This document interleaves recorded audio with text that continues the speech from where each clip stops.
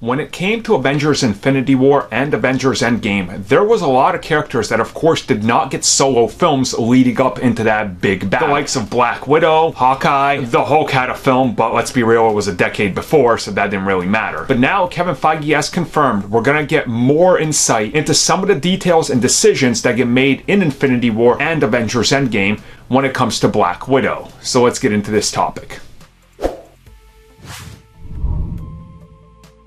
So recently, while getting to sit down with IGN and talk to them, Kevin Feige talks about the future of the MCU, and he of course talked about the fact that there's some moments in Infinity War, and specifically Endgame, that don't necessarily make sense if you're just a casual viewer because they never really go into them. Now here's a quote that he had, and of course I'll link it down below so you guys can check that entire article out for yourself, but here's what he said in relation to what's happening with Black Widow. "We had this thought of exploring a little bit of her past that we hadn't seen before, and how that impacts the adventures she had between Civil War and Infinity War.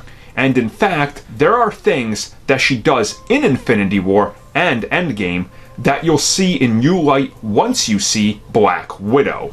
So we don't fully know what these things are, but my assumption is, you know, if you watch the trailer, you see Yelena when she's sitting at the table with her, she has the jacket that Black Widow wears when she first shows up in Infinity War. Again, I think this is going to be some of that connection. Maybe it's a personal connection. Maybe this is some sort of a sentimental item or something. On the other one, there's probably the decision she decides to sacrifice herself for Jeremy Renner's Hawkeye. Again, I think this is a big one that we're going to get a little bit more insight into why she's willing to do this and what's at stake and kind of what's at risk and everything, because I think it's these types of moments. And not just that, he also teases that, you know, things that are set up in this film will resonate for the future of the MCU as a whole. So again, there's going to be specific pieces of this film that are filling in some of those blanks and gaps that we had during those films. Now, there is a possibility that maybe something happens during the 5-year gap between Infinity War and Endgame, considering there was set photos that didn't match up the time period that we know are in the film, but they were matching up time periods that were in between those years. So this could be something to look into, although we won't know till we see the film. And then of course, you know, her ultimate death, I think that's gotta resonate somewhere down the road and how that affects everybody, but we'll talk about that when we get to the actual film. So thank you for taking the time to watch that video. If you guys would like more content that we offer here for channel members, which you guys can check out in the little join button down below, we do offer additional content, such as exclusive podcasts and topic discussions, our gaming podcast, Star Wars TV series reviews, Marvel show reviews, DC Universe and CW reviews. We offer personal vlogs, backlog reviews of TV shows and movies, video game topics and Q&As, and of course, in one of our best tiers, we offer audio commentaries on TV shows and movies, along with a bunch of other stuff you guys can check out just by clicking that join button and seeing what is on